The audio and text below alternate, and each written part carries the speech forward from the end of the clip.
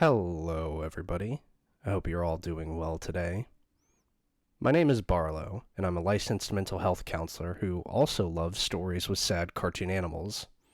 As a mental health counselor, I assist people who can be struggling with a multitude of difficulties. These can include, but are not limited to, things such as depression, anxiety, and addiction.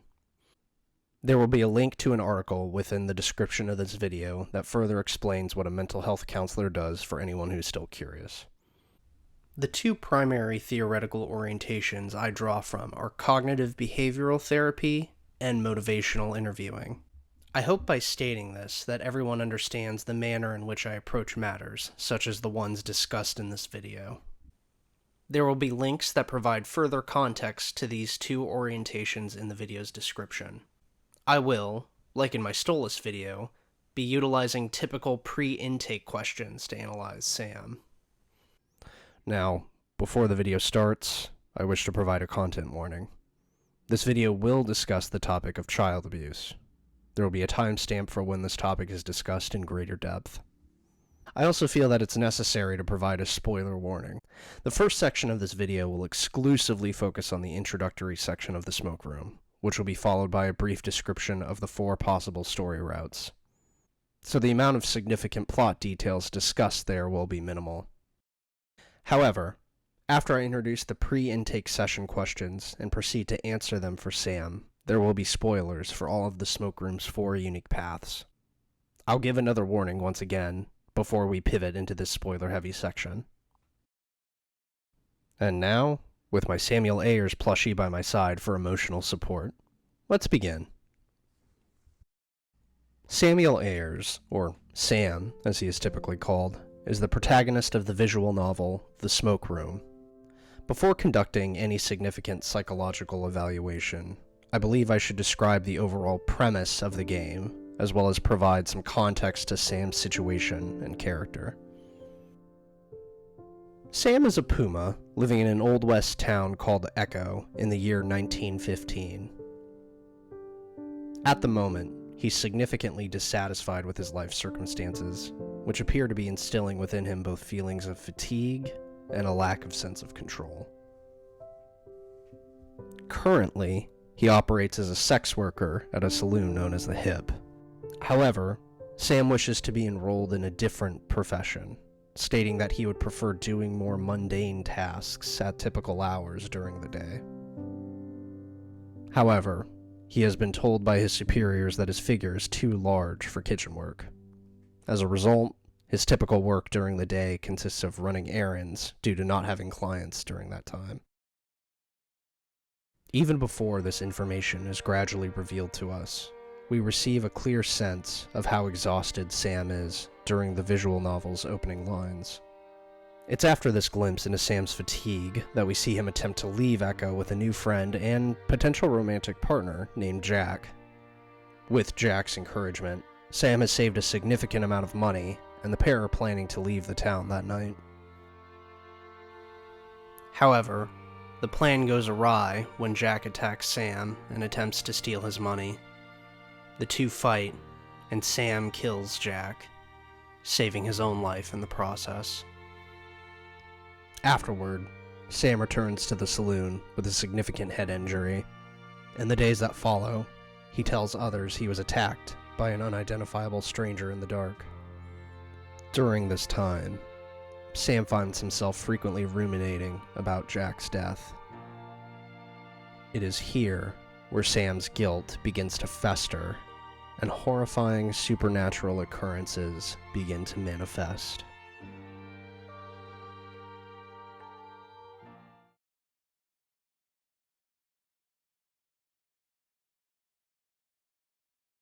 Given that this is a visual novel, and I will be examining Sam through different plot lines, I feel it is necessary to briefly describe the potential routes and their romantic interests. I hope that by doing so, I'll provide some context to the scenes I describe throughout this video essay. Again, these descriptions I'm about to provide will be brief and not give away any spoilers. Cliff is a scout from a country known as Batavia. He is currently in the town of Echo in an effort to study the local Native Americans for a thesis. In his route, Cliff attempts to recruit Sam on an expedition to a nearby settlement where he hopes to obtain a significant amount of first-hand knowledge of the local tribe. William is the sheriff of the town of Echo. He's currently investigating the murder of Jack, which caused the local miners to riot. William attempts to have Sam aid his investigation, which becomes complicated as attacks and more murders occur in Echo. Murdoch works in the town's general store, which is owned and operated by his family. He employs Sam to assist him with the numerous tasks he needs to complete around the store. The pair occasionally must leave the store for assignments as well, due to Murdoch's photography services being frequently demanded by William and the local school. Finally, we have Nick, who works in the local mine and has been a client of Sam's for some time. Nick attempts to protect Sam from people who may discover that Sam killed Jack, as well as help Sam escape Echo.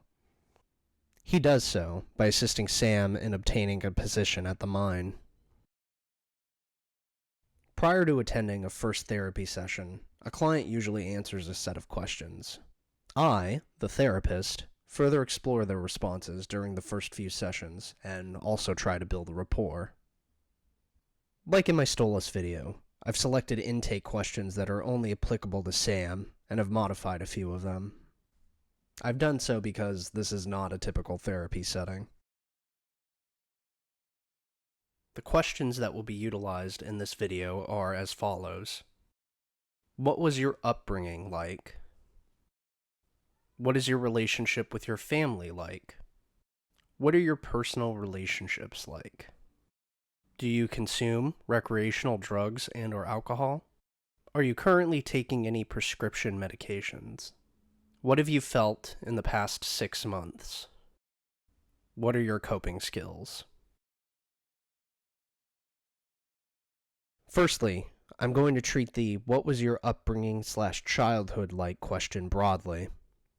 I'll answer it with what we know about Sam's upbringing, as well as the time period in which he lived in Echo prior to the start of the game. Secondly, I've changed the typical what is your romantic relationship like question to what are your personal relationships like. Given that this is a visual novel with multiple routes and multiple love interests, a question concerning Sam's, quote, romantic relationship, end quote, can't be answered concretely. Thus this change. Essentially, I'll be speaking about Sam's social life in a general sense, as well as how he is perceived by his potential partners during their unique routes. Before we begin, I would like to remind everyone that the rest of this video will contain significant spoilers for the Smoke Room, which is currently on its 33rd build. I say this because I don't want to unintentionally spoil the game's story for those of you who are not caught up, but I also want to state that the Smoke Room is an ongoing project. So there may be new information released in future builds that is not in this video, despite it being applicable.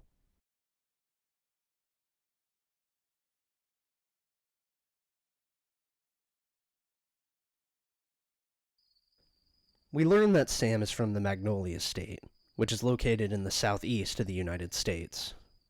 Sam is not well read, which he attributes to his limited schooling.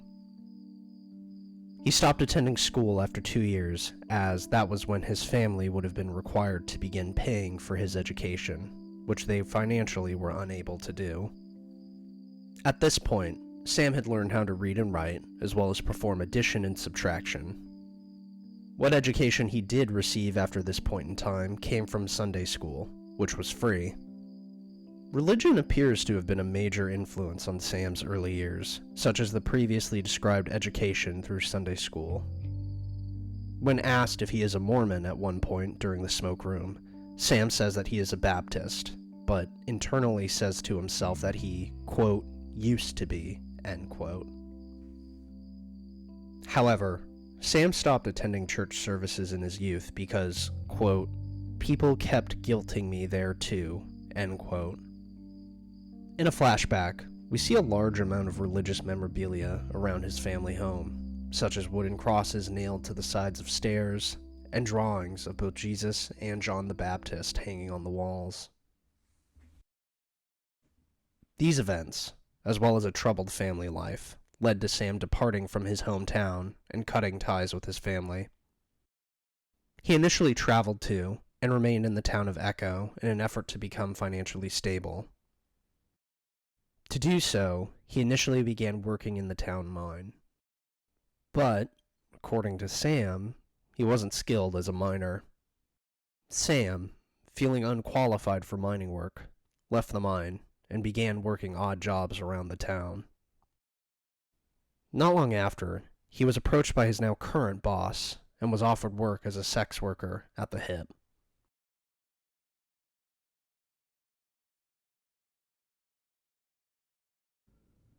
Sam appears to maintain feelings of animosity toward his family members, whom he has not contacted since leaving his home state.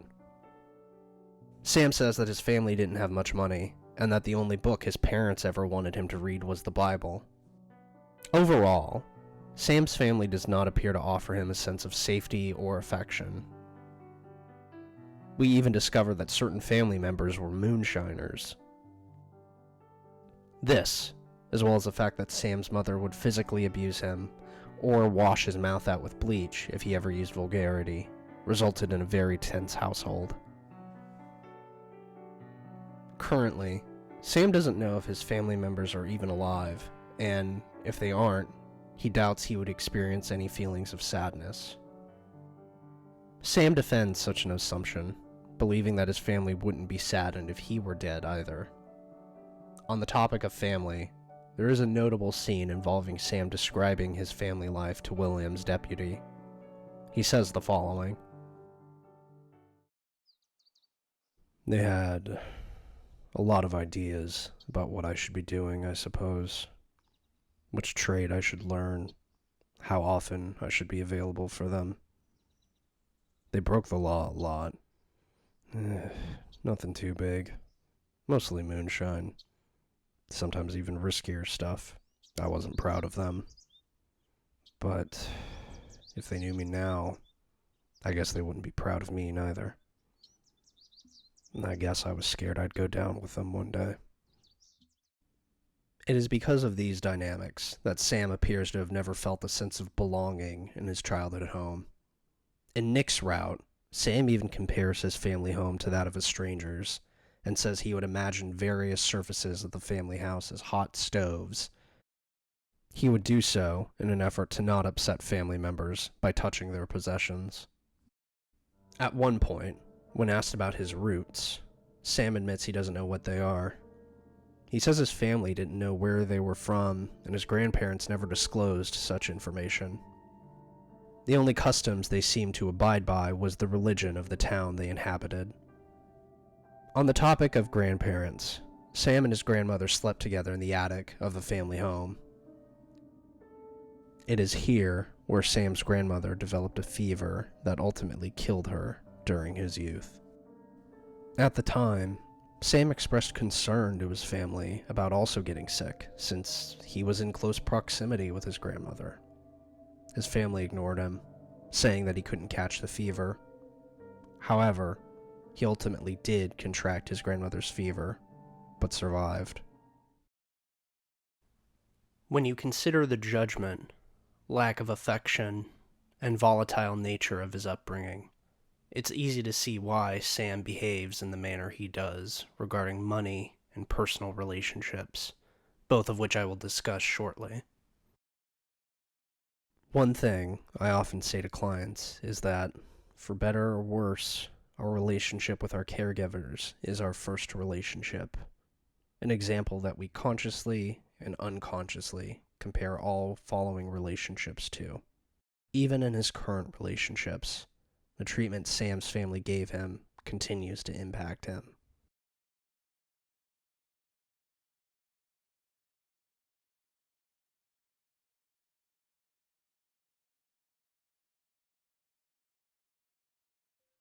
Regardless of which route is taken, Sam appears to have a close relationship with Cynthia, another sex worker at the hip. The pair can be seen speaking in a friendly yet teasing manner during the prologue of the game, as Cynthia remarks that Sam doesn't show his face around the hip as much as he could. Cynthia says that she is telling Sam this because, quote, believe it or not, most of us like you, end quote. This occurs after Sam declines to have drinks with her and some of the other girls.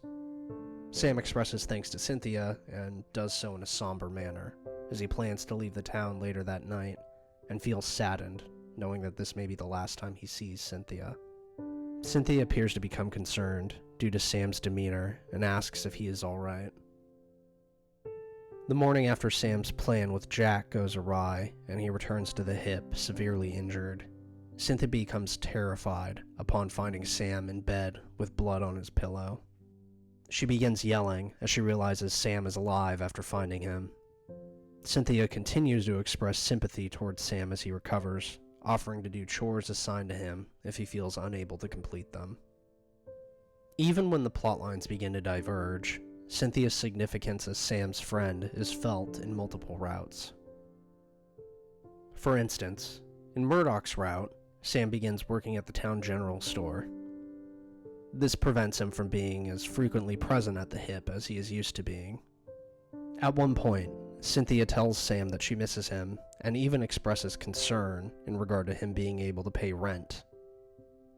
But, upon seeing that Sam is doing financially well, she becomes relieved. Later in the route, Cynthia even points out that Sam seems more focused and that working at Murdoch's store appears to be benefiting him psychologically. Sam himself continues to express care for Cynthia across different routes. One moment that stands out in particular is during Cliff's route, when Sam is sitting alone in a Meseta homestead and far away from Echo. Sam thinks to himself that he wants to ask Cynthia a great deal of questions concerning the Meseta tribe if the two ever meet again. Even miles away from Echo and having experienced a harrowing journey involving being attacked and potentially starving to death, Sam continues to think about Cynthia. With all this said, it's fair to say that Sam cares for Cynthia very much, and it's clear to see why. She offers him support, honest advice, doesn't treat the pair's relationship as transactional. That's more than what can be said about Sam's family, and for that, he seems to feel appreciative.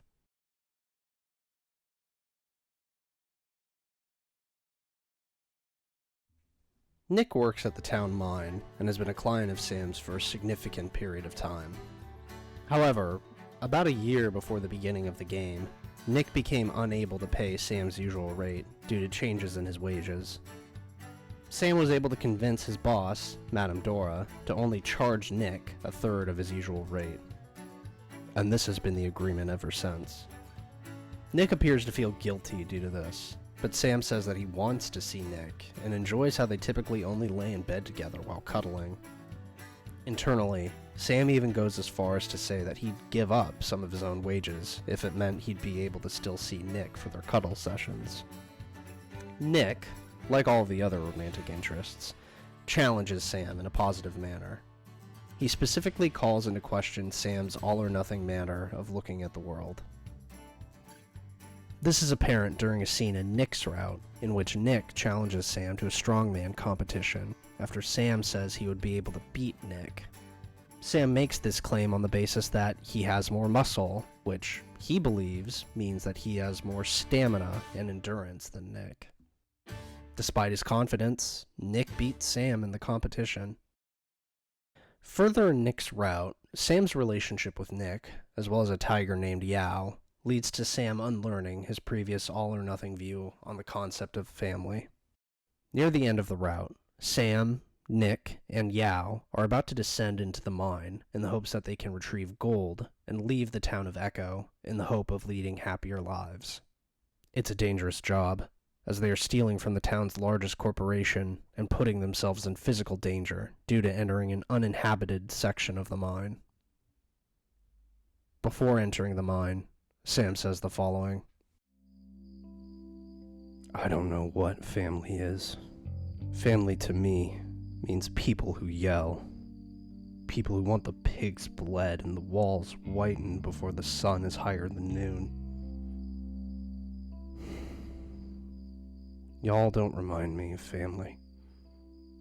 but I want what this is. Through his relationship with Nick and Nick's route, Sam has come to learn that family isn't exclusive to mistreatment, or even a connection by blood.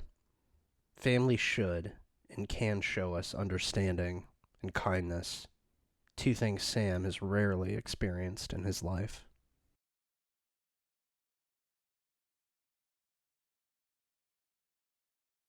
During the game's intro, Cliff is very annoying to Sam, attempting to book an appointment with him and doing so in a manner that is unsubtle. Upon openly expressing interest in seeing a male sex worker during daylight hours, Cliff is assaulted by two men who overhear him.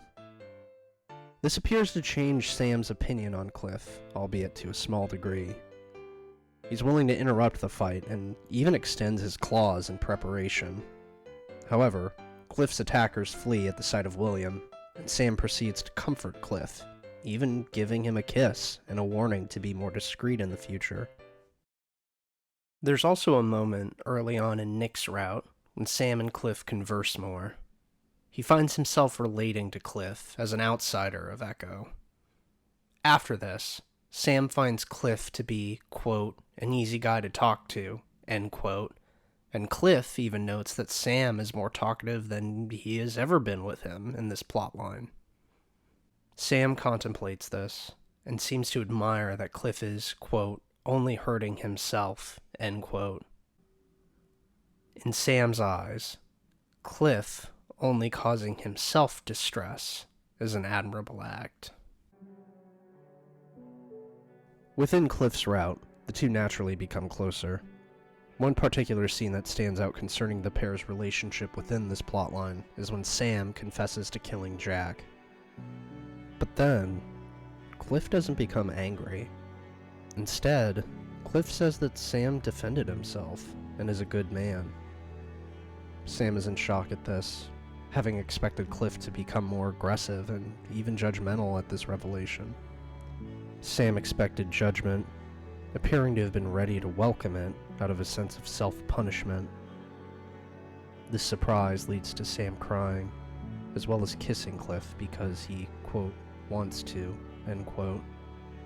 Within his personal relationship with Cliff, Sam learns how to be emotionally vulnerable with another person, something he hasn't even done with Cynthia to this degree.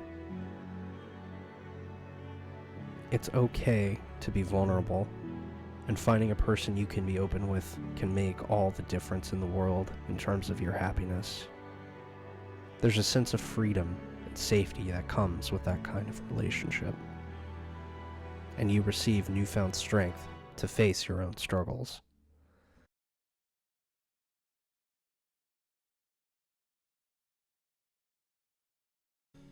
During the prologue, it can be seen that William and Sam have a relationship that is multifaceted.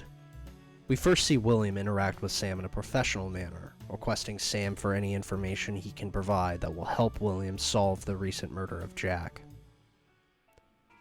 William believes Sam can help, given that Sam is a sex worker who has serviced several minors before, and may have been told significant details in the form of pillow talk.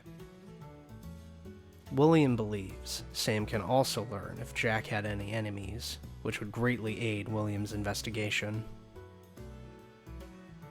This causes Sam to feel anxious, reflecting on how he is almost always honest with the sheriff.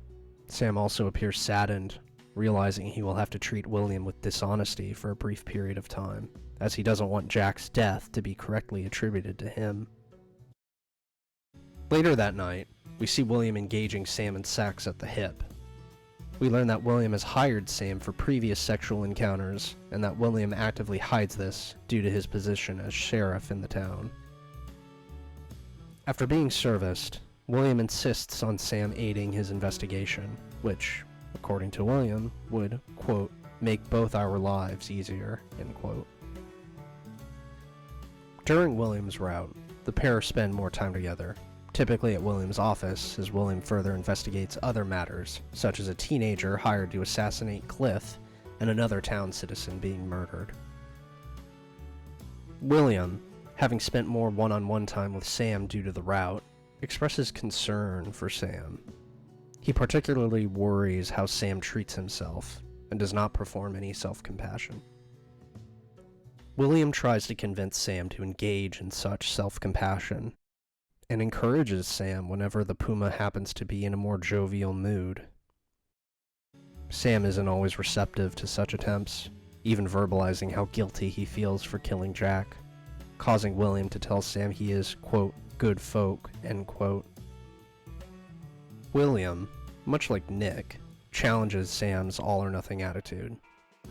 However, unlike Nick, William encourages Sam to change the manner in which he views his own mistakes and perceived shortcomings. He tries to show Sam that it's possible to make errors and still be worthy of kindness. You can make mistakes and even do terrible things, but that doesn't inherently mean you are terrible. It certainly doesn't mean you are unworthy of being understood or cared for.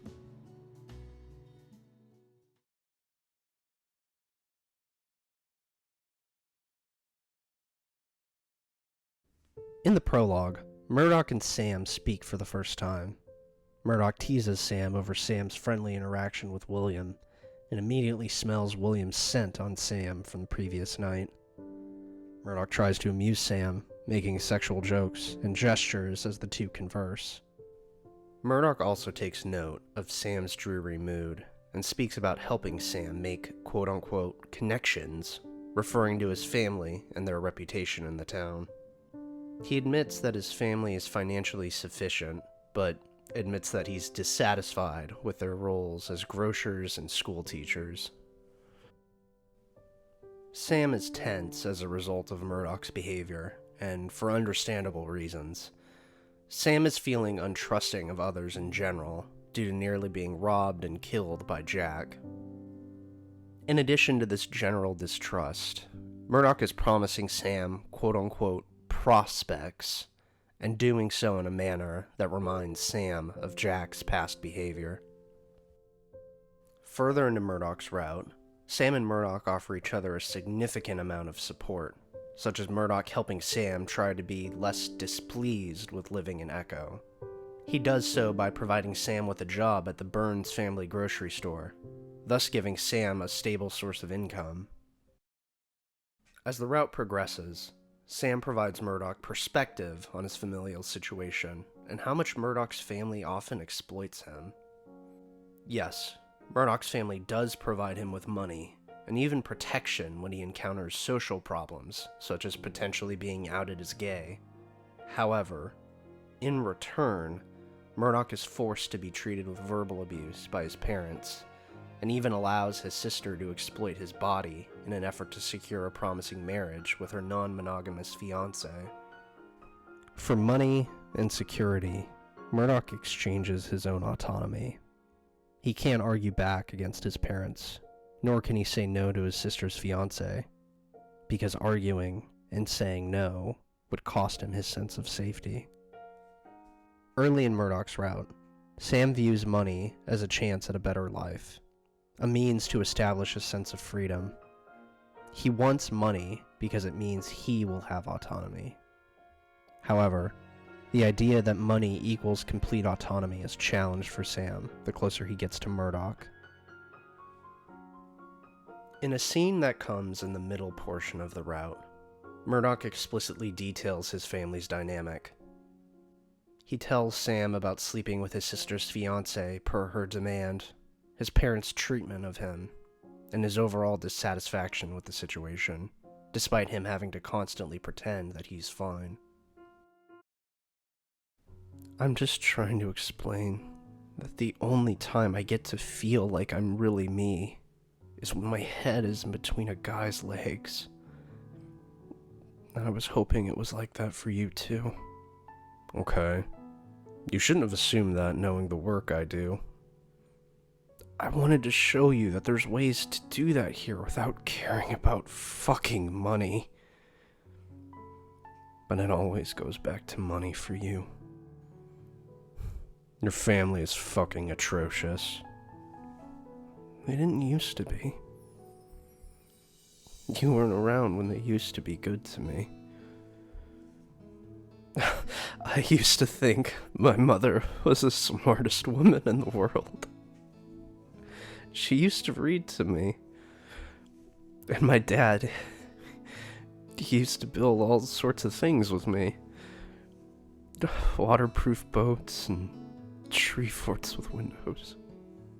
I don't know, Sam. These are just my memories. And I miss them. Later in the route, we see that the conversation concerning Murdoch's family has changed Sam's view of himself and money. After discussing Murdoch's family again, specifically in regard to the death of his younger brother, Sam says the following. You know, sometimes I think I'm too selfish, doing what feels good, or who feels good, in spite of the values I was raised on.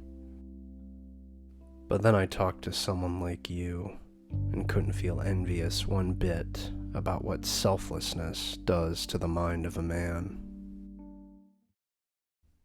Through his conversations with Murdoch, Sam has come to understand that money, while helpful, is not a guarantee of happiness. There are still important matters, such as autonomy. Doing the work I do as a therapist, I see many people like Murdoch who trap themselves in situations, all for the sake of a financial sense of safety. And yes, financial stability is a good thing, but when it comes at the cost of our rest, our feelings of belonging, and our own self-esteem, money can be very damaging. In realizing this, Sam, while still not entirely satisfied with his life circumstances, does feel more secure, and even grateful, knowing that he has a sense of autonomy that Murdoch doesn't possess.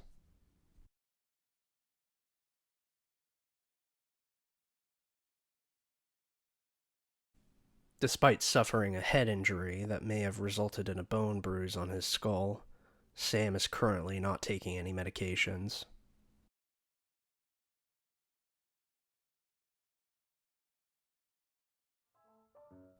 Sam can be seen both drinking and smoking across multiple routes of the game. Both appear to be coping skills for Sam, but I will further explore that during the coping skills question. In regard to alcohol, Sam can be seen drinking during the prologue, specifically ordering an old-fashioned, which is a drink made of whiskey, bitters, and sugar. On the topic of smoking, Sam does smoke cigarettes, and can be seen doing so explicitly in Cliff's route while socializing with the Masita tribesmen.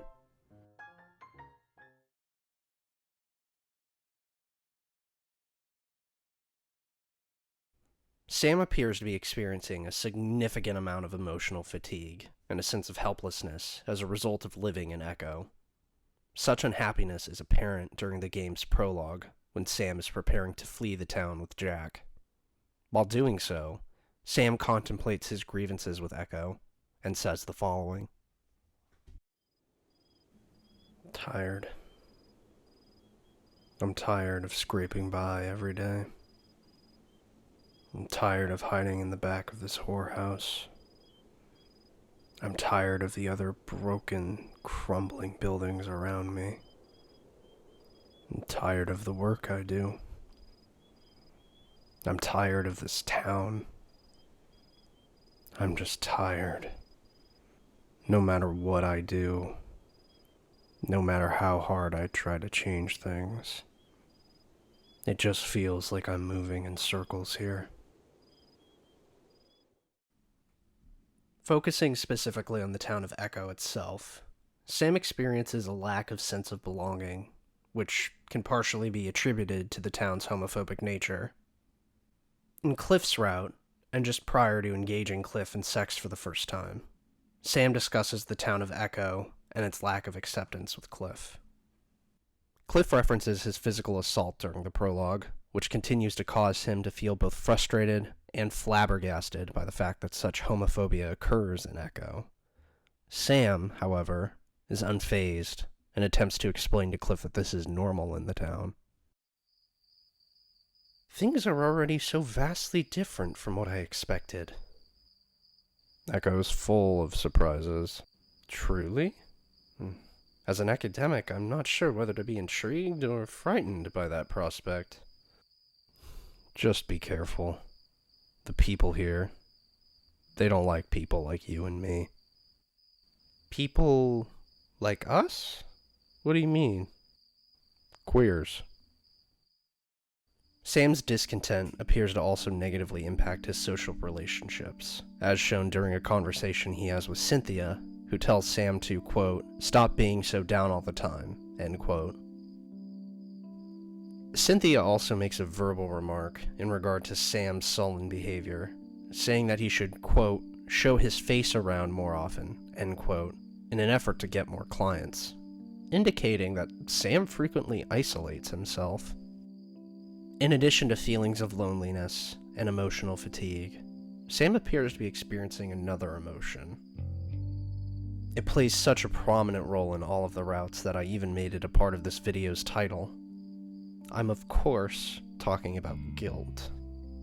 During the prologue, Sam's guilt becomes significantly distinct after leaving the hip to meet Jack, as he ponders his status in Echo while walking down the street. The streetwalkers stand in alleys and doorways, waiting for drunk men wandering the streets to notice them. The lowest of the low.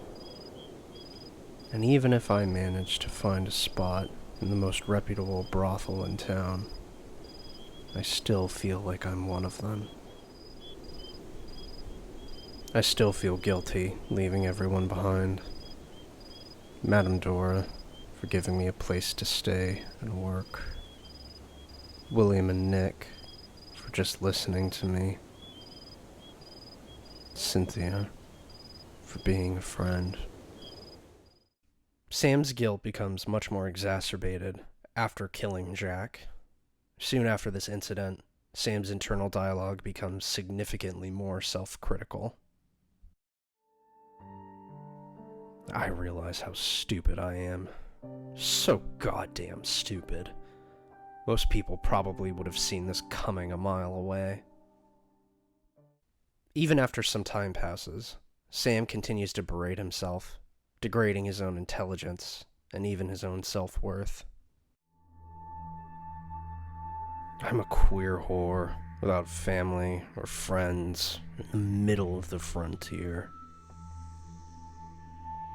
My soul is damned now, isn't it? As shown by the prologue, Sam maintains a critical view of himself, which is only further strengthened by him having to kill Jack in self-defense. Overall, Sam's guilt appears to have two distinct aspects in its nature, specifically social and religious components. Let's first examine the manner in which Sam's guilt is connected to his social relationships, as this is initially more apparent in the story. Let's start with Cliff. I'm starting with this route because it's my favorite, on account of it being the creepiest. Also, the polyamorous shenanigans are quite fun. Cliff recruits Sam on an expedition for Cliff's thesis regarding the local Native Americans. Sam agrees, hoping that this will be a great opportunity to escape both the town and his potential execution for killing Jack. Cliff and Sam are accompanied by Murdoch, as well as a hired guide named Jeb. After the group is attacked by an unknown monster, Sam loses consciousness and experiences a nightmare in which he has a bag over his head while being hanged. Sam, while having his vision limited, hears the voices of multiple individuals that are significant to him, such as Cliff and William. Dream Cliff says to Sam that he has, quote, used people, end quote, while Dream William says, quote, you don't deserve to go softly, not after what you did, end quote. Sam awakens from the nightmare, alive but injured. Cliff, unlike Sam's unconscious vision of him, offers Sam comfort as he explains how the group was able to escape the creature that attacked them. When Cliff says they saved Sam instead of retrieving the camp supplies, Sam apologizes and appears to feel guilty for the group no longer having food or tools.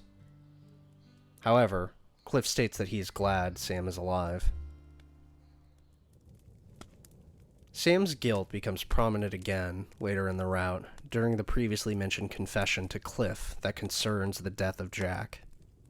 Such a confession occurs when Sam prepares to run away with some of Cliff's food and a map, and causes Sam to feel like vomiting. Sam then becomes confused at Cliff for not being as angry as he expected. Sam initially refuses to accept Cliff's understanding and compassion, saying the following: "I killed someone. Tried to run away with your things. I'm a monster." Now, let's examine Sam's guilt within Murdoch's route. At the start of the route, Murdoch sets up a wager with Sam, stating that Sam will have to pay Murdoch if Murdoch causes Sam to orgasm first. Murdoch wins the bet, and Sam awakens the morning after. Murdoch reminds Sam of the wager, and begins to verbalize how he knows Sam does not have enough money to pay. This causes Sam to fear what Murdoch has been doing while he was still asleep, which instills within Sam feelings of paranoia. He begins fearing that Murdoch has been sent by William to find information. Sam then experiences an intrusive thought, which involves him strangling Murdoch. Murdoch proceeds to offer Sam a job at the general store owned by Murdoch's family, which Sam accepts. After Murdoch leaves, Sam becomes ecstatic at now having a, quote, proper job, end quote. But, during his happiness, Sam looks down at his hands and recalls his intrusive thought of strangling Murdoch minutes ago. He then experiences guilt, and the joy he had been experiencing moments prior alleviates. There are moments when Sam's guilt creates more explicit conflict within his relationships, causing external friction in addition to internal friction. One prime example of this can be seen in William's route, after William has begun assisting Sam after Sam confesses to killing Jack. William says that he believes Sam is a good man, but Sam is doubtful of such a perception. "Is that why you're doing all of this for me? Because I'm good?" That's not all. No. I didn't think so, William. Now that we're examining William's route, it's time to refer back to the topic of religion and how it's incorporated into Sam's feelings of guilt. The theme of religion is prominently on display during William's route, partially due to William's deputy, Todd. Unlike Sam, Todd appears to have a positive outlook on the world and people, most likely due to having a significantly large family who support him. After sharing a story of how he believed the town mayor most likely saved a woman from hypothermia, Todd is confronted by Sam. Sam quotes a Bible passage that warns that those who forget God may be torn to pieces. William himself contemplates the difference between Sam and Todd's views of God, Todd believing that God is loving, and Sam believing that God can be wrathful. We receive a more explicit understanding of how Sam views God when William tries to better understand why Sam is so fearful. Sam says that he was raised a God-fearing man, and that he still experiences what he calls ordinary sin. Sam experiences a tremendous amount of guilt due to a fear concerning the potential nature of God. When William asks what that fear of God's nature is, Sam says the following: "Ever since I was a boy, I knew that if God must be real, I knew I'd be scared of the possibility that our tiny animal minds could never begin to process what God really is, and that we'd never understand that vast and terrible workings that make his mind, soul, and body. And that when he makes us in our mother's womb, he already knows who we'll be and how we'll die, right at the very start.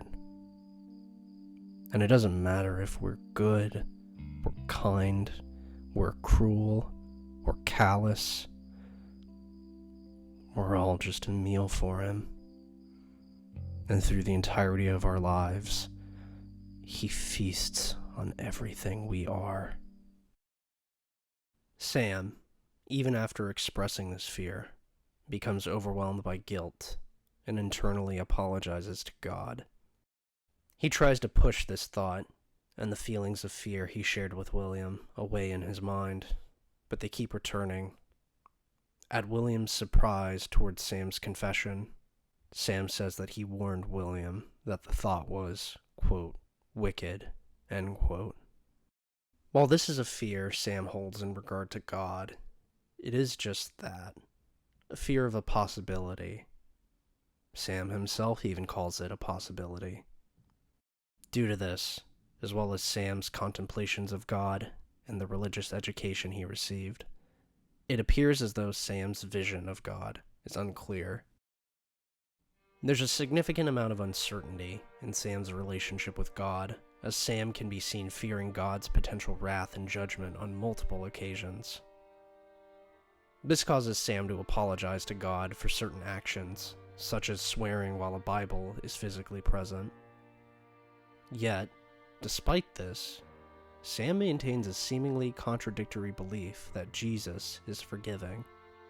This contradiction, in terms of Sam's fear of a wrathful God and a belief in Jesus' forgiveness, reflects just how much uncertainty he feels in his relationship with God. And, with that uncertainty, comes stress, and more intensified feelings of guilt whenever Sam behaves in a manner that he believes contradicts his own values. Sam can't truly know for certain what God thinks, thus creating an imbalanced relationship between Samuel and God. There's no direct communication, causing Sam to frequently catastrophize within his outlook on God, because he has no way of knowing whether God loves him or is angered by him. This appears to cause Sam to frequently engage in all-or-nothing thinking, viewing things as sinful and not sinful. Sam wants to grow, to be a better person, but he doesn't know how. It's why he dislikes the Apostle Paul so much, as Sam himself says that Paul's teachings say to simply not have sin, rather than teach people how to manage, quote, the struggle of sin, end quote. Sam appears to be struggling with what he has been taught God is and what he believes God might be. With no defined answer, he's left frequently experiencing emotional distress.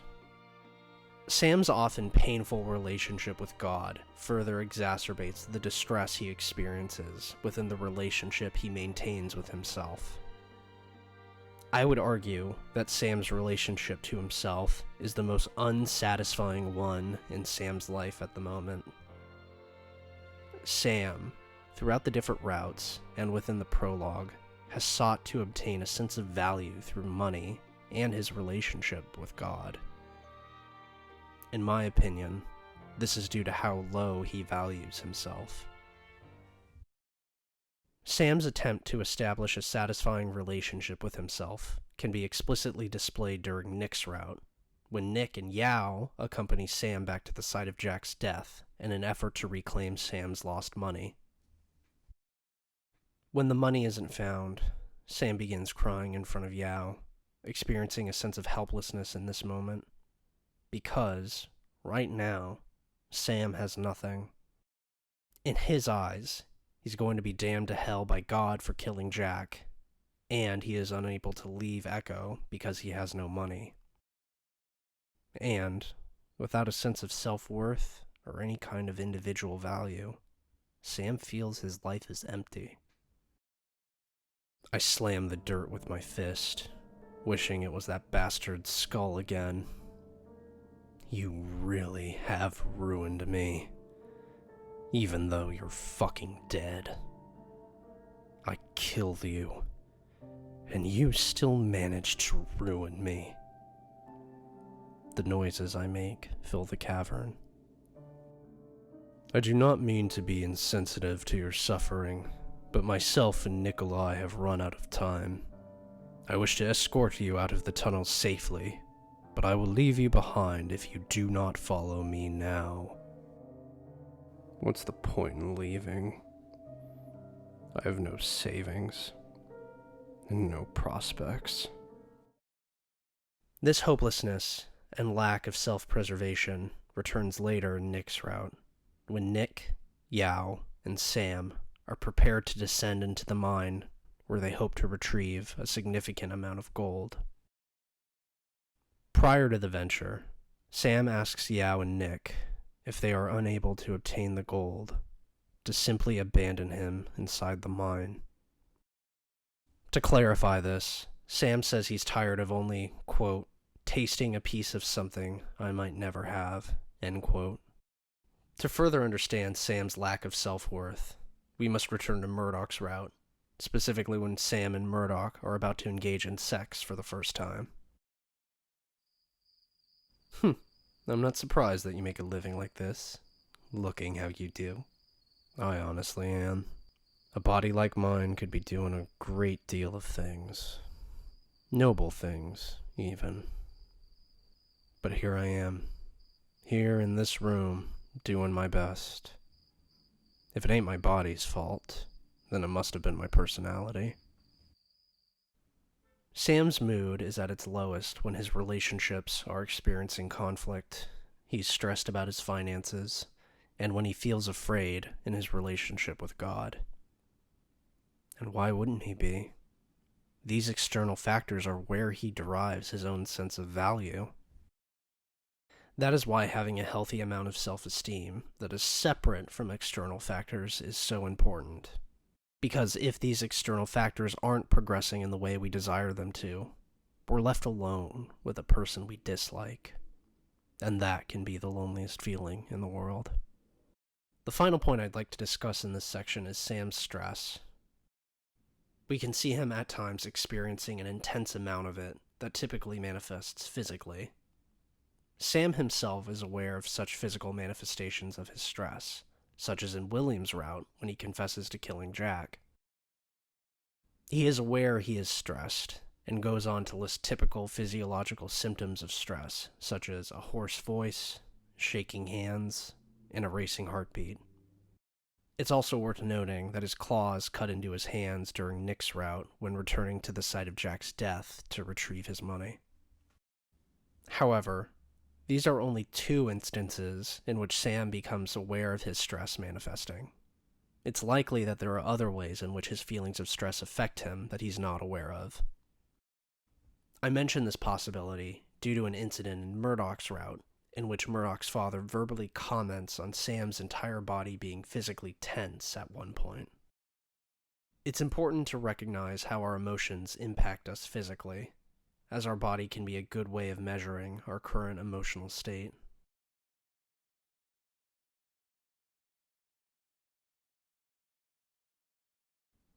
Coping skills come in a variety of forms, some healthy and some unhealthy. Let's examine Sam's healthy coping skills first. What's he doing right? One of Sam's coping skills that becomes more apparent further in each route is music. Sam himself doesn't sing or play an instrument, so I will admit I didn't even become aware of this coping skill until I was writing the script. The earliest demonstration of this is in Cliff's route, after Sam and his traveling companions become guests to 2 elderly Native Americans. At this point, the group has been through a lot, both physically and psychologically, due to being attacked by a monster on the road. It's caused Sam to ruminate quite frequently. When the 2 hosts begin to play music, Sam's mind begins to relax, and his rumination decreases. His body also becomes less tense, so much so that he falls asleep. Music can be seen in all 4 of the visual novel's routes, as Murdoch seems to never reject an opportunity to play his guitar and sing. In all 4 of these music sections, Sam can be seen socializing with others and even smiling, despite dancing not being something he's talented at. Sam himself even admits to not being a good dancer during William's route while walking to an establishment known as The Stag. Still, These moments involving music make Sam seem happier than he is during large portions of the story. In William's route, he even offers support and encouragement toward William after he finishes dancing to Murdoch's music. This is noteworthy because William has been primarily supporting Sam through the route until this point. It's a stark yet positive contrast in Sam's behavior.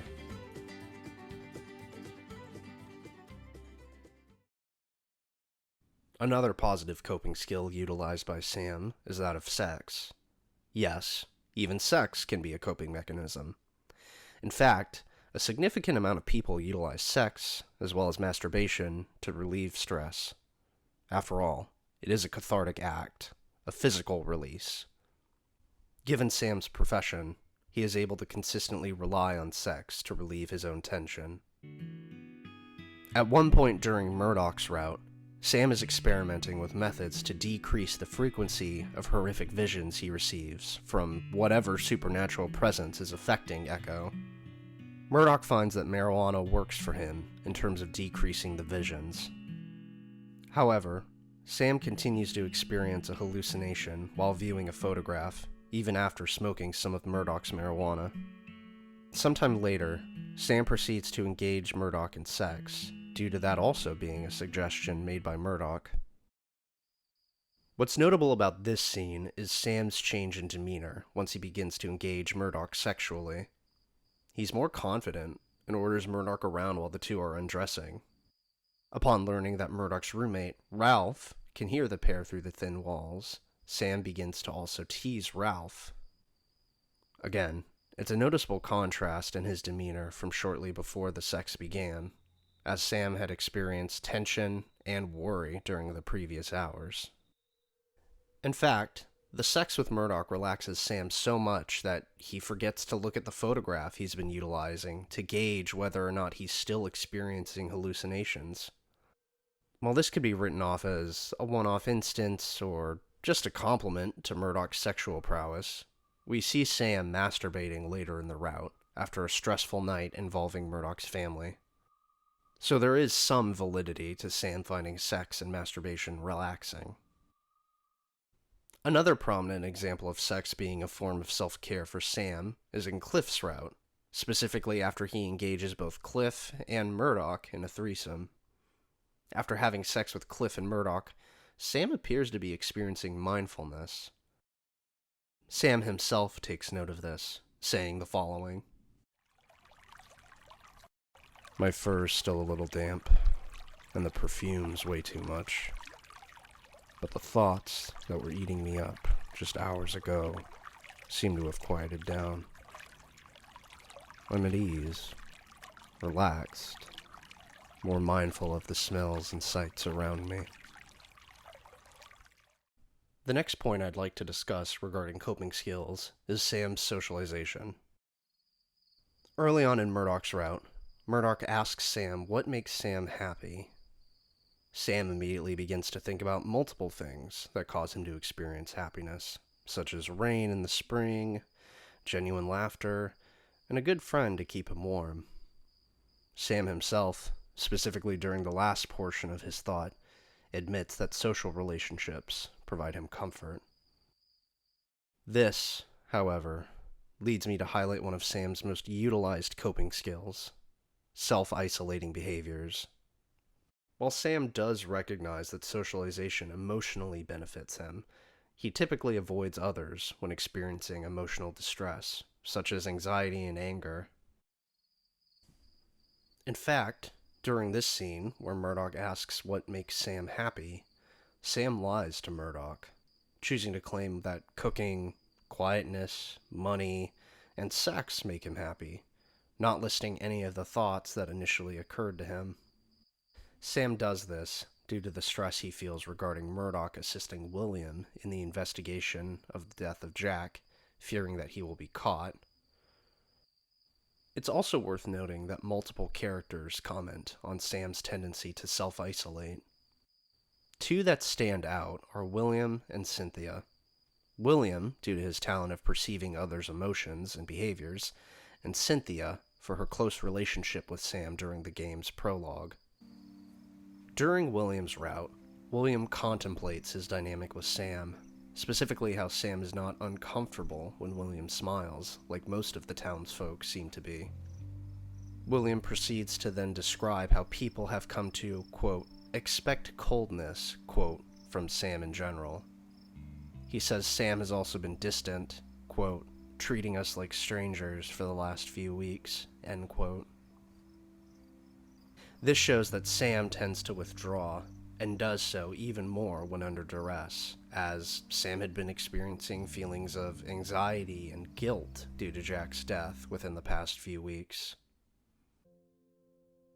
On the topic of Sam's general coldness, as William describes it, Cynthia appears to have an opinion that supports this idea. While Cynthia attempts to engage Sam in socialization at one point, Sam initially declines and says he should probably be seeking out potential clients. However, Cynthia points out that Sam is in a, quote, mood, end quote, and that typically results in him sulking around until he isolates himself within his bedroom. Sam himself seems to be aware of his self-isolating tendencies to a certain degree. During the beginning of Nick's route, Sam retreats to the bar, which is currently empty. Sam expresses a desire to be around less noise, as multiple people are in the powder room and the miners are loudly striking outside. Sam says the following: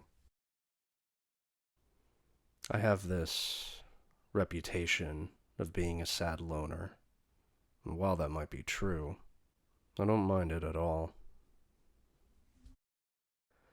Again, I highlight Sam's reliance on self-isolating behaviors because of how prominent they are, but also because they inherently prevent Sam from engaging in social interactions, which do provide him comfort, especially when he is able to be vulnerable. Let's revisit the instance of vulnerability I described earlier from Cliff's route. Sam expresses his feelings of guilt for the death of Jack to Cliff, who then comforts Sam and shows him affection. Afterward, Sam's entire mood changes. Murdoch even comments on Sam's change in demeanor, saying that Sam is smiling. Sam teases Murdoch and then proceeds to describe sights and smells in the woods, indicating that he isn't ruminating or catastrophizing. He's present in the moment. Sam even engages in an act of kindness, offering to help Jed bury one of his donkeys when the group returns to their old camp. Sam also offers to help Cliff find his thesis notes when he has finished helping Jeb with the burial. Both of these offerings for help surprise Jeb and Cliff, which, again, signifies how much being vulnerable improves Sam's mood. While Sam is more prone to withdrawing in general, and when experiencing distress, he does benefit from social interaction, especially when Sam is able to be genuine with his thoughts and emotions. The problem is that his stress, anger, and sadness often make it difficult to reach out, causing him to not engage with others frequently and hinder his own efforts of self-soothing. Self-isolating behaviors, while requiring less effort than reaching out to others, can trap us in a cycle of distress. When we are alone, feelings of sadness, anger, and stress fester. Sam can be seen utilizing substances in an effort to self-soothe on more than one occasion. The most commonly consumed substance appears to be whiskey, which we can first see Sam drinking during the introduction of the game. Even after being mandated by his boss to take the day off due to his recent head injury, Sam's first decision is to order an old-fashioned at the bar. Sam has whiskey again at the beginning of Nick's route. While there is a strike going on outside the hip due to the town's miners, people inside the hip begin to frantically chatter inside the powder room. Both of these cause Sam to become distressed, as well as experience a throbbing in his head as a result of his injury. Sam then finds himself worrying about Nick, who has booked Sam for an appointment, but is nowhere to be seen. Sam begins to feel anxious, which is exacerbated because Nick saw Sam returning to town from the mines with his head injury, thus making Nick the one person who knows of Sam's whereabouts on the night of Jack's death. With all of these factors distressing Sam, he exits the powder room and enters the bar, which is currently empty. He proceeds to make himself a neat glass of whiskey. He then says the following. I sit at the bar, staring into my drink for a moment, knowing what I'm doing right now isn't going to help me out of this mess. It's only making it worse. Even as I'm thinking this, I take my first swig, then lean back, grimacing at the burn. Extra sharp because it's rye. Sam recognizes that drinking itself doesn't solve his problems, yet he proceeds to do it anyway. Substances, such as alcohol, provide us with a quick fix. They help us relax immediately, and we feel better in the moment, even if we know we'll feel worse later in time. So we continue consuming them anyway. It's a common reason why it's so hard for many people to quit drinking or using whatever substance they prefer. It's fast, easy, and distracts us from our worries. In addition to alcohol, Sam utilizes smoking to relieve stress. This is explicitly demonstrated later in Cliff's route when Sam discusses religion with a Masita tribe member named Sela. After explaining the significance of a memorial ritual that is currently underway, Sela begins verbalizing his criticisms of Christianity. Sam, as someone who values his own faith, becomes angered by this and begins to chastise Sela. Sam even goes as far as saying that Sela is performing shaming behaviors that remind Sam of judgmental churchgoers from his past. These shaming behaviors conducted by churchgoers were what ultimately led Sam to stop attending church regularly.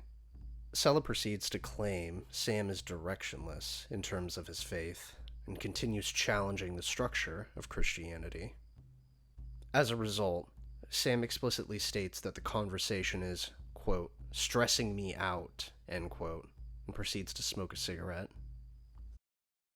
The final coping skill I wish to highlight is that of breathing.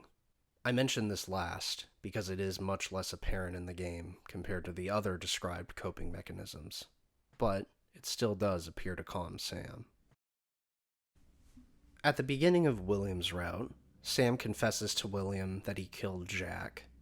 William then instructs Sam to accompany him to the mines, as he needs to verify that Sam is telling the truth. At this news, Sam begins experiencing physiological symptoms associated with anxiety, such as increased heart rate and a desire to avoid, even admitting to himself that sitting in a jail cell sounds preferable to returning to the mine. When William leaves, saying Sam has 5 minutes to prepare for the departure, Sam begins to focus on his breath, forcing himself to slowly breathe in and out while performing self-talk. This appears to reduce some of Sam's anxiety as he becomes more aware of his surroundings again, specifically focusing on how cool the handle of the lantern William gave him feels. Rather than engage his racing thoughts concerning the mine, Sam focuses on his breath here, and, in doing so, he appears more stable and ready when he leaves his room to meet William.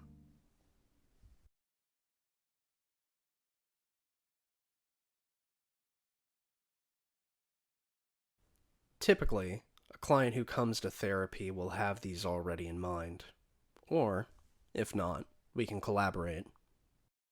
However, given that the client in question is a fictional character, I have to take on a more active role in regard to this question than I typically would.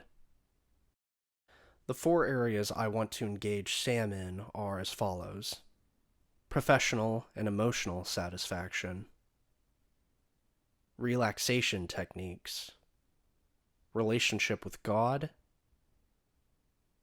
self-esteem.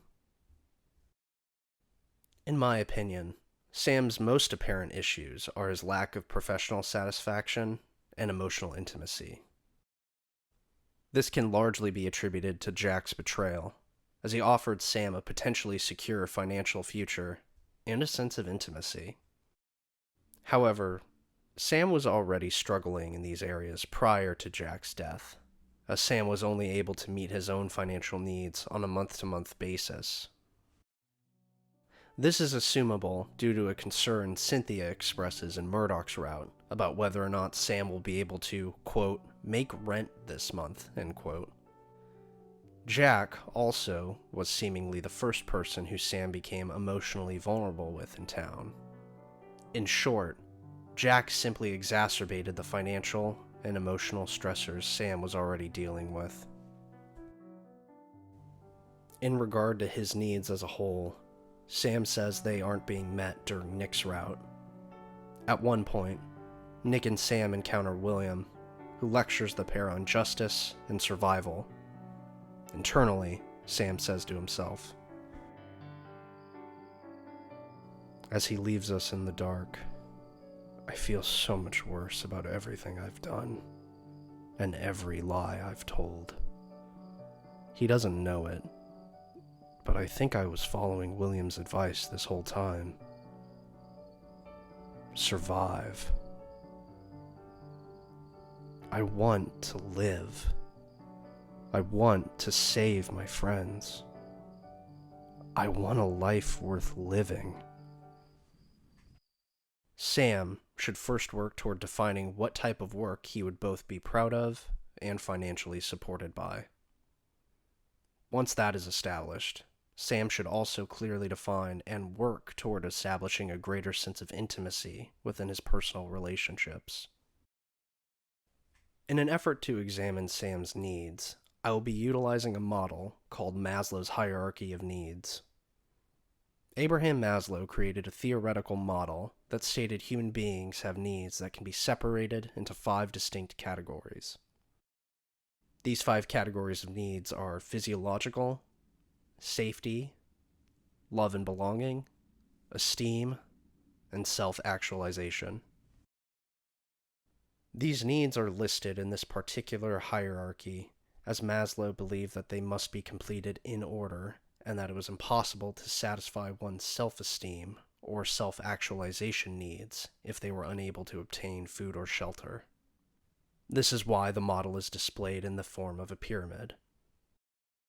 While I disagree with the rigid flow of Maslow's model, specifically in regard to how it states one cannot achieve high self-esteem without a sense of love and belonging, it is efficient in generally describing our overall needs as human beings. From my perspective, Sam, at the beginning of the game, has satisfied the first 2 categories of needs. He has food, shelter, clothes, and is capable of obtaining adequate sleep. He also appears to satisfy the safety and security needs, as he is employed and physically healthy.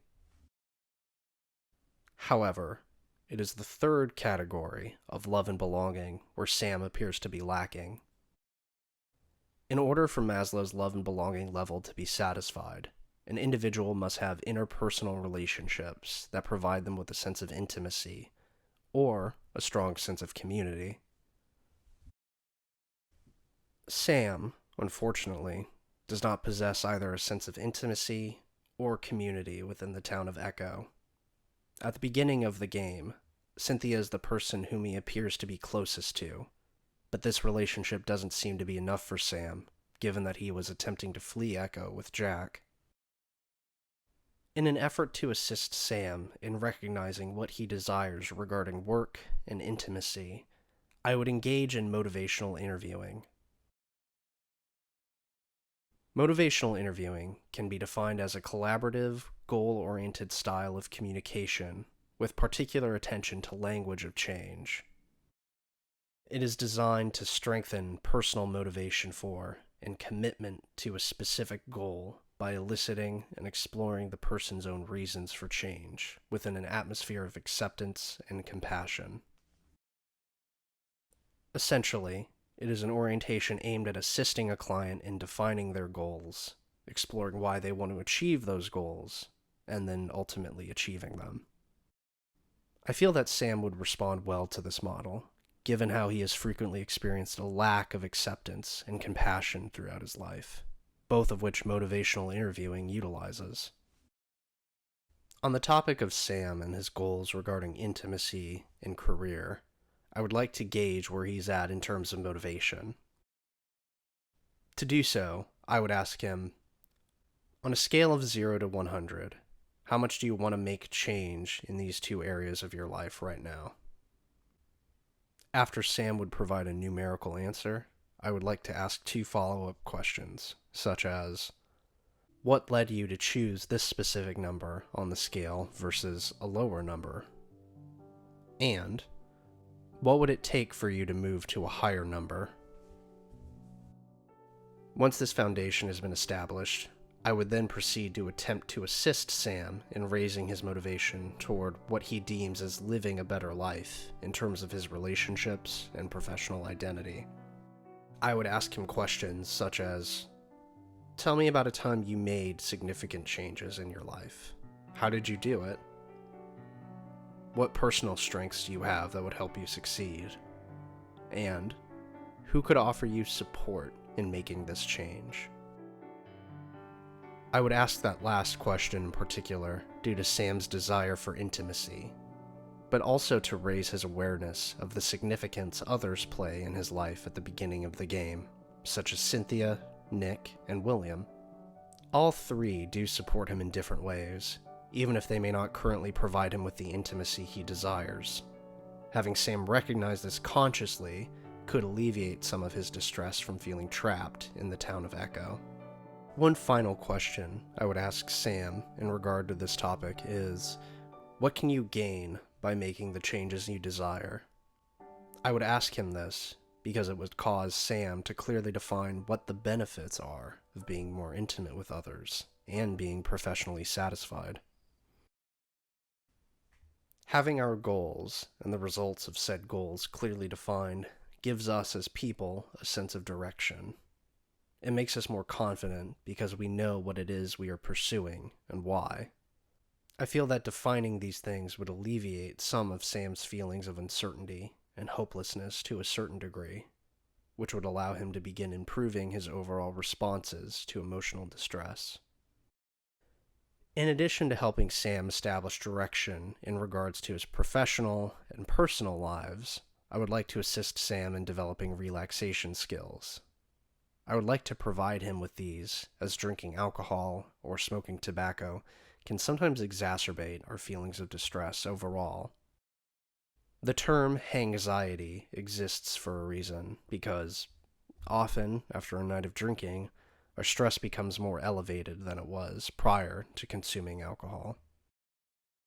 The first of these skills would be a deep breathing exercise, which would involve Sam sitting or lying down, closing his eyes, slowly breathing in through his nose, and slowly exhaling through his mouth. In performing this exercise, I would hope to reduce Sam's feelings of stress quickly and minimize the frequency in which he relies on alcohol and tobacco. Secondly, there is a meditation I would wish for Sam to try. Given that breathing slowly has been grounding and alleviated his frequent intrusive thoughts, I would recommend Sam a cognitive diffusion meditation called Leaves on a Stream. I would recommend this as another tool for Sam due to its relaxing nature, but also because of how the exercise causes the meditator to view their thoughts. Often, we can fall into the trap of identifying ourselves with our thoughts, including intrusive thoughts that don't align with our beliefs or values. We struggle and even fail to recognize that some thoughts are simply that, just thoughts. By doing this exercise, I would hope to assist Sam in separating his sense of identity from some of his intrusive and ruminative thoughts. The exercise would also, ideally, teach him not to ignore or push away painful thoughts, as doing so can exacerbate them. Once Sam is more capable of handling emotional distress, he would be in a place to perform deeper therapeutic work concerning his relationship with God and his relationship with himself. One form of treatment that would be beneficial to include in Sam's therapy is challenging Sam's cognitive dissonance. Now, cognitive dissonance is when we experience, quote, mental discomfort that results from holding two conflicting beliefs, values, or attitudes, end quote. Sam can regularly be experiencing such distress, most notably in his relationship with God. Now, I don't want to challenge Sam's belief in God. Doing so would be considered unethical and even harmful, as Sam, like many others, receives comfort through his faith. Instead, I would simply be examining the thoughts and feelings he experiences surrounding the uncertainty of God's nature, using Socratic questioning. Let's circle back to William's route, which most prominently explores Sam's faith. Sam expresses a significant amount of uncertainty regarding God. On the one hand, Sam worries that God is wrathful and judgmental of him. However, Sam also believes that God sent Jesus to die so that the sins of humanity could be forgiven. Because of the contradictory nature of these two sentiments, Sam experiences distress that manifests in both shame and guilt as he tries to justify his own behavior and thoughts. He is trying to appeal to both of these ideas, which are at odds with one another, thus forcing him to always fail in his attempts to live his life in accordance with them.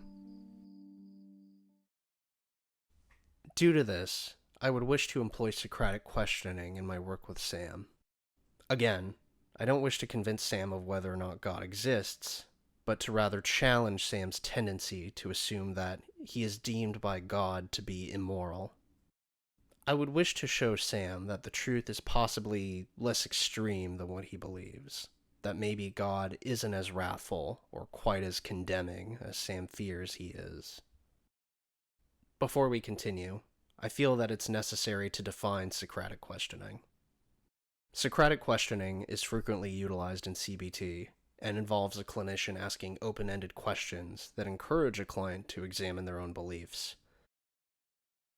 By doing so, a client ideally can better see inconsistencies in their thoughts and beliefs, which can then help the client in recognizing nuances in situations they previously hadn't seen.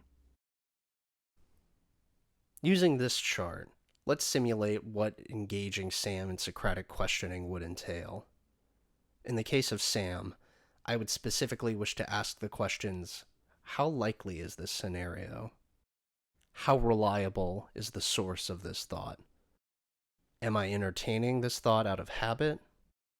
Is the situation as black and white as it seems? And could others have different perspectives? Starting with the center bubble, we know that Sam fears that he will be damned to hell by God. By utilizing the questions around it, I would want to help Sam to realize that the situation might not be as black and white as he assumes it to be. William, for instance, points out that Sam killing Jack was an act of self-defense and not murder in the eyes of the law. Even examining Sam's own beliefs, there are ideas he maintains that contradict this belief that he is going to hell for killing Jack, such as Jesus' teachings in regard to forgiveness and his death on the cross for humanity's salvation. Sam himself even admits to not fully knowing the nature of God, which suggests that it's possible he won't be damned to hell. Finally, we see that there's a history of Sam being shamed by others. Sam points out in William's route that the Apostle Paul never met Jesus, yet constantly preached his own ideals that Sam himself disagrees with. This is noteworthy because it is a parallel to the church members who shamed Sam in his younger years and caused him to stop attending church.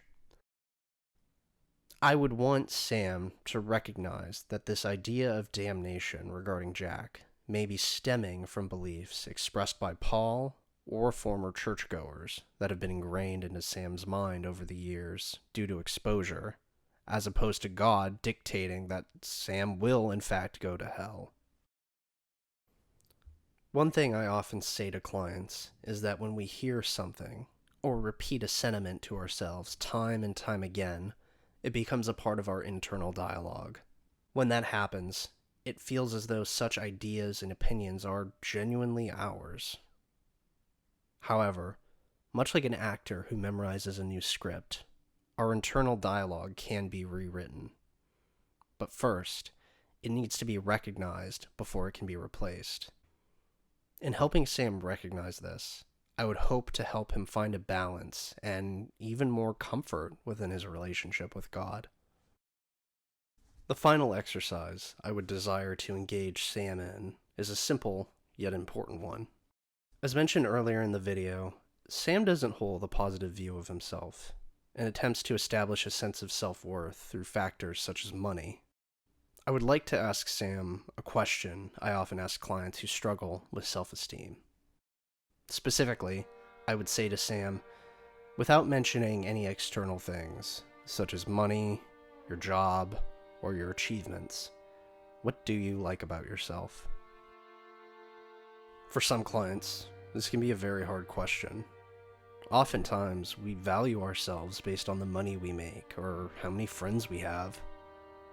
Sometimes, when I have a client look at themselves in a vacuum, they struggle and even say they can't list a single personal quality they admire about themselves as individuals. I believe Sam would also struggle with this question and be unable to list positive qualities about himself due to how critical his internal dialogue is toward himself throughout the game. When Sam would hypothetically struggle to answer this question, I would respond by identifying what qualities I see within him that I believe are admirable. When I look at Sam, I see someone who is persistent, adaptable, authentic, and even playful. In telling Sam of these qualities that I see in him, I would hope to raise both his self-awareness and his self-esteem. I would also wish to indirectly challenge his approval of the idea that it's noble to hurt yourself instead of others, as seen when he admires Cliff at the beginning of Nick's route, when Cliff is, quote, only hurting himself, end quote. Hurting ourselves may appear to be ideal compared to hurting others, but it indirectly does hurt those around us. When we don't take care of ourselves, and even harm ourselves over an extended period of time, we force the people we care about to watch us suffer. I would want Sam to understand that it's acceptable to not only refrain from hurting himself, but to also show himself understanding and love. In fact, when we do show ourselves those qualities, we benefit from it, and so do those around us.